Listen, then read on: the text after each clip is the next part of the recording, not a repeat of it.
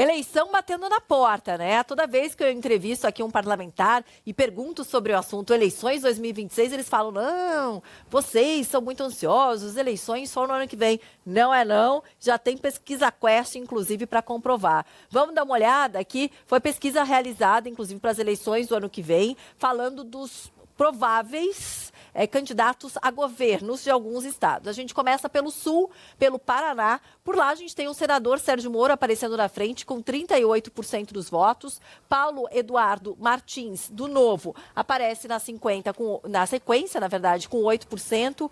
Enio Verri, candidato do PT, com 7%. Guto Silva, do PSD, aparece com 6%. Indecisos é um número bem grande, 13%, ou seja, maior até do que o número de porcentagem ali de votos que levaria o segundo colocado, que é Paulo Eduardo Martins, do Novo. Brancos e nulos, ou então não vai votar, gente, ainda maior, aparece com 28%. Vamos ver agora, o próximo, se eu não me engano, também é no Sul, Rio Grande do Sul agora aqui na tela pra gente. Juliana Brizola, um nome muito conhecido, Brizola, né? Lá no Rio Grande do Sul, do PDT, aparece em primeiro lugar com 21% dos votos, mas tecnicamente empatada com o deputado Zuco, que aparece aqui na sequência com 20%. Edgar Preto, do PT, aparece com 11%. A gente lembra que Edgar Preto, ele já concorreu ao último governo, inclusive. Ele ficou ali, voto a voto com Eduardo Leite para ver quem iria para um segundo turno e acabou Leite indo para o segundo turno, mesmo depois de ter desistido ali do governo, virou um pré, ou estava disputando a candidatura para uma terceira via daquele ano das eleições presidenciais.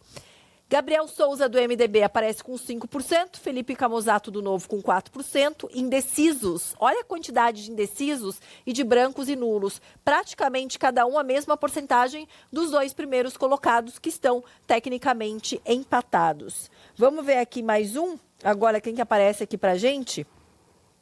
Bahia. Lá na Bahia, gente, a situação do PT tem ficado a cada ano pior, né? PT que simplesmente acabava predominando ali em quase todo o Nordeste do país. Hoje em dia, a situação não é mais a mesma. A gente tem o atual ACM Neto do União com 41%, Jerônimo Rodrigues, aí sim, candidato do governo com 34%, o candidato do PL, João Roma, aparecendo com 4%, Kleber Rosa, do PSOL, com 2%, José Aleluia, do Novo, aparecendo com 1%, indecisos 4%, brancos, nulos ou não vão votar aparecem com 14%. Vamos ver a próxima aqui pra gente? Próximo estado, divulgado, Pernambuco. Pernambuco, a situação é o seguinte, atual também, João Campos, do PSB, aparecendo na frente com 55% das intenções de votos. Aqui sim, numa eventual eleição acontecendo hoje, já venceria João Campos no primeiro turno. Raquel Lira aparecendo na sequência do PSD, candidata, com 24% dos votos. A gente tem Gilson Machado, do PL, partido do ex-presidente Jair Bolsonaro, com 6% dos votos. Eduardo Moura, do Novo, com 4% dos votos, e indecisos 4%, e brancos e nulos aparecendo com 7%. Vamos ver agora qual é o próximo, que a gente vai ver agora da pesquisa Quest, Rio de Janeiro. Agora chegando no Sudeste, Eduardo Paes. Então, o prefeito aparece na frente com 35% dos votos. Rodrigo Bacelar, que é o atual vice-governador, aparece com 9%. Olha a diferença, gente. Washington Reis, do MDB, aparecendo com 5%. Mônica Benício, do PSOL, com 4%. Ítalo Marcilli, do Novo, com 2%. Mas essa embolada aqui, do segundo turno, teria que ver para que lado ia, hein?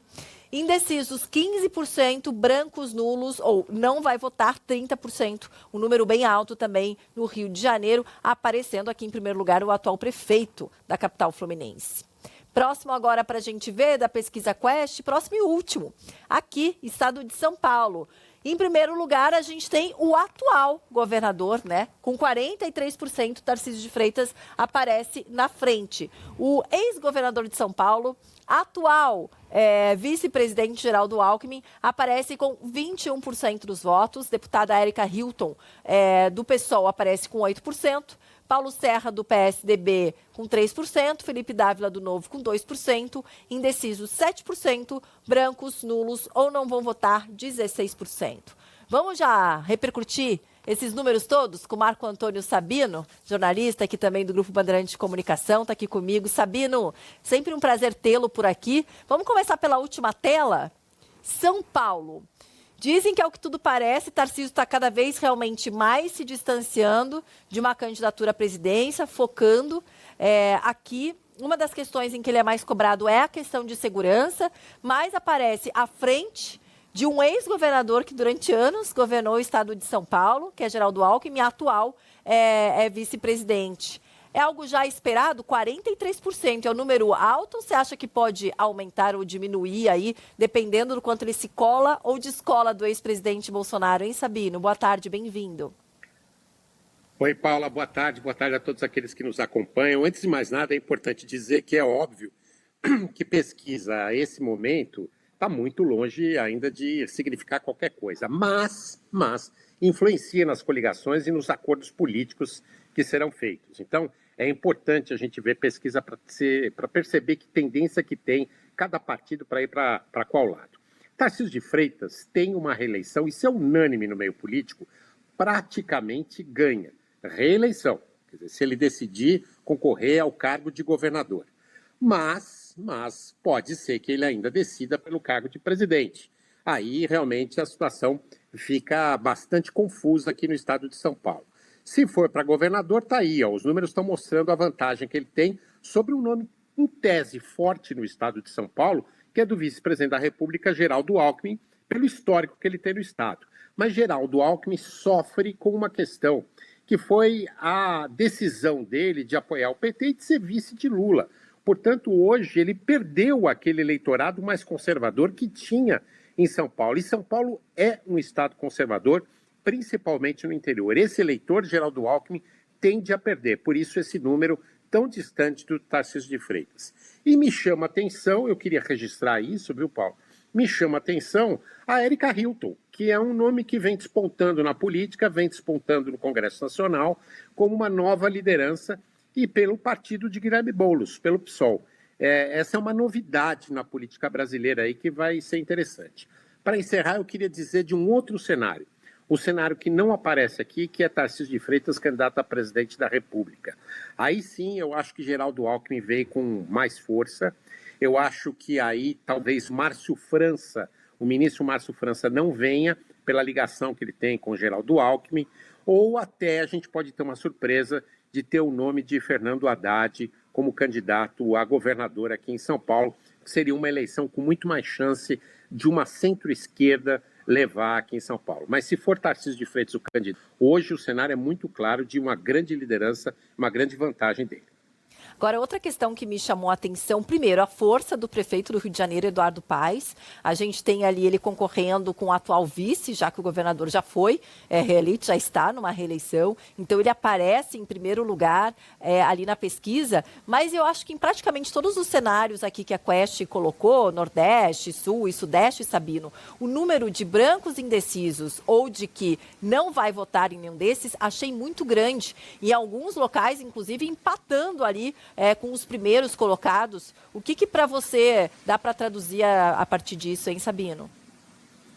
Primeiro, um aspecto, que todos aqueles prefeitos que se propuseram a ser pré-candidatos a governador despontam bem.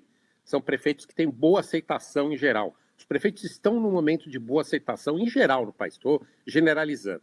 Segundo, que as pessoas estão um pouco cansadas desse fla-flu, desse bolsonarismo de um lado, petismo de outro. As pessoas estão buscando novas alternativas, estão buscando esse meio de campo, se assim a gente pode chamar. Então, eu acho que essas pesquisas demonstram muito isso. Especificamente no caso do Rio de Janeiro, Eduardo Paes é um nome muito forte, né? Foi reeleito tranquilamente no Rio de Janeiro e mais, né? Já teve o seu nome lembrado até para uma candidatura a vice-presidente da República, né, do próprio Lula. É um nome sempre lembrado como vice-presidente do próprio Lula. Se caso o Kassab esteja junto de Lula numa eleição presidencial. Esse é um xadrez ainda que vai se decidir. Então, Eduardo Paes não surpreende liderando com folga a eleição no Rio de Janeiro. Agora, uma outra questão que eu queria abordar com você, é incrível, né? 35% para Paes e 30% de brancos, nulos e não vão votar, indecisos 15%. Se você somar brancos, nulos e indecisos, dá 45% a mais do que o primeiro colocado. E isso a gente discute todas as vezes que a gente faz eleição aqui, né, Sabino? Das pessoas, a descrença delas, o cansaço delas, muitas vezes, com a política aqui do país. Queria trazer para você também o cenário na Bahia. A gente falou muito do Nordeste nas eleições do ano passado, o quanto o PT vem perdendo ali o espaço do Nordeste do país, até mesmo o PL de Jair Bolsonaro ganhando ali espaço em algumas candidaturas de prefeituras do ano passado. E o que a gente vê na Bahia é justamente isso, mais uma vez o PT sendo ameaçado. O que está acontecendo? Já é de anos que vem acontecendo ou esse governo atual está ajudando mais essa descolagem, digamos assim, do Nordeste do PT? Isso vem num crescente, né? A diminuição da força do PT na Bahia especificamente. No Nordeste ainda o PT é muito forte, mas na Bahia especificamente isso vem acontecendo já há algum tempo, né? E se deve principalmente à questão da segurança pública. Os números da segurança pública na Bahia são muito ruins, é um estado violento, então traz de volta aí a perspectiva de ACM Neto. É curioso, né, como esse pêndulo vai e volta, né? Vai para a esquerda com o PT, volta para a direita com a União Brasil, lembrando que a União Brasil é um partido que fica ainda mais forte com essa federação que ele formou com o PP. Portanto, um fôlego a mais para a ACM Neto numa candidatura na Bahia. Um nome conhecidíssimo, né, na Bahia. Sabino, muito obrigada pelas suas análises. Os parlamentares que eu entrevisto, eles falam, vocês jornalistas e pesquisas é que antecipam a eleição. Mas é que a gente começa a antecipar para ver o que vai dar de trabalho no ano que vem também. A gente já vai se antecipando com essas análises. Geralmente elas nos preparam para o dia, né, Sabino? Muita pretensão nossa dizer que a gente antecipa cenário. Mas que as pesquisas já sinalizam o caminho, com certeza, viu, Paulo? Sabino, grande beijo para você. Sempre um prazer tê-lo por aqui. Até a próxima, viu? Obrigado, um grande prazer. Tchau, tchau.